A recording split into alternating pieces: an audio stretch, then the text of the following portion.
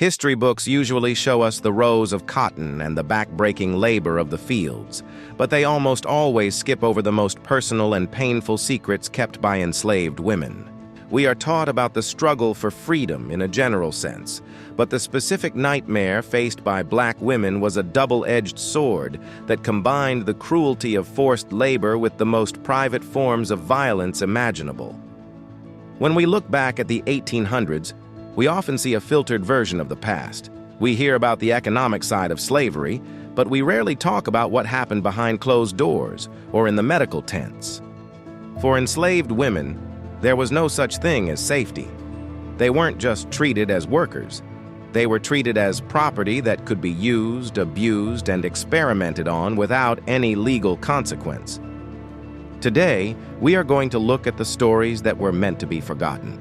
The accounts of women like Harriet Jacobs and Anarcha, who endured things that most people today couldn't even imagine.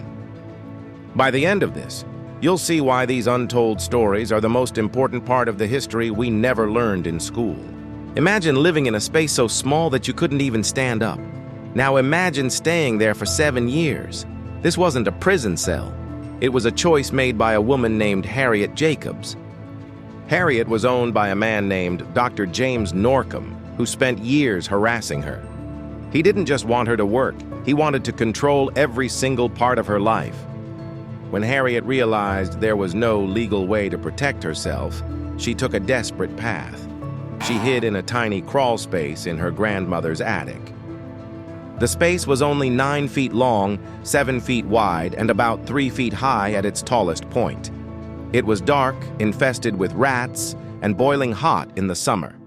In the winter, the frost would seep through the roof. She stayed in that cramped box for 7 years, watching through a tiny hole as her children grew up in the yard below, unable to call out to them or touch them. She chose this physical torture over the abuse she faced from her master. Her story is a perfect example of how enslaved women had to find extreme ways to reclaim their own bodies because the law offered them zero protection. While some women were hiding, others were being used for science.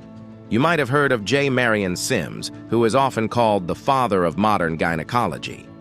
What the statues of him don't always say is that his discoveries were made by experimenting on enslaved women without their consent and, most shockingly, without any medicine to dull the pain.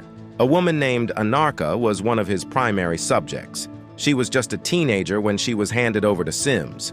Over the course of 4 years, Anarcha was forced to undergo 30 different surgeries. 30. Sims believed that black people didn't feel pain the same way white people did, so he didn't use any anesthesia. Along with Anarcha, women named Betsy and Lucy were also subjected to these brutal trials. They were kept in a backyard hospital, essentially used as living lab rats. Their suffering paved the way for medical breakthroughs that we use today.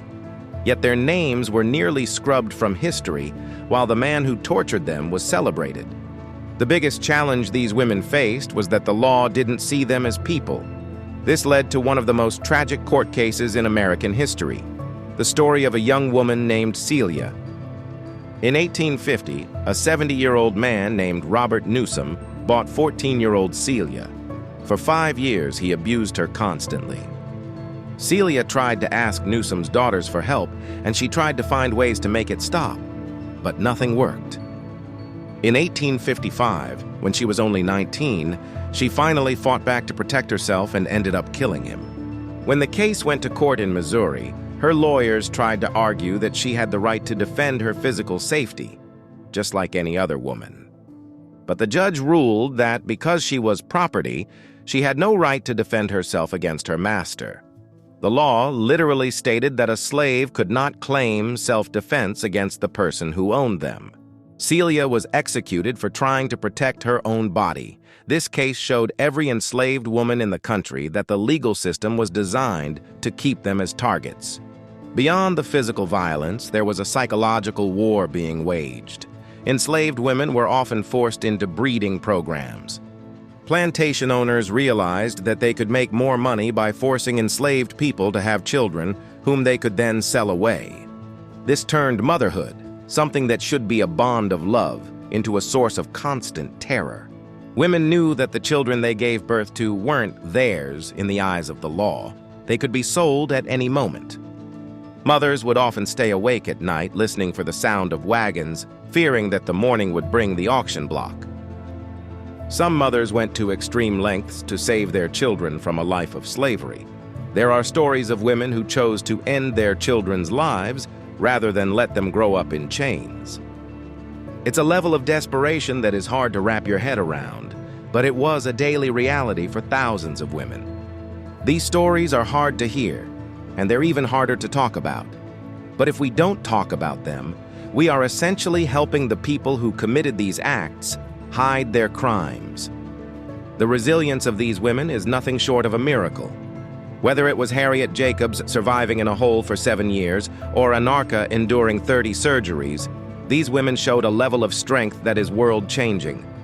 They weren't just victims. They were survivors who tried to keep their dignity in a system designed to strip it away. By learning their names and sharing their stories, we give them the voice that was stolen from them centuries ago. We acknowledge that their lives mattered and that their struggle is a vital part of the human story. If you want to see more about the parts of history that usually stay hidden, click the video on your screen right now.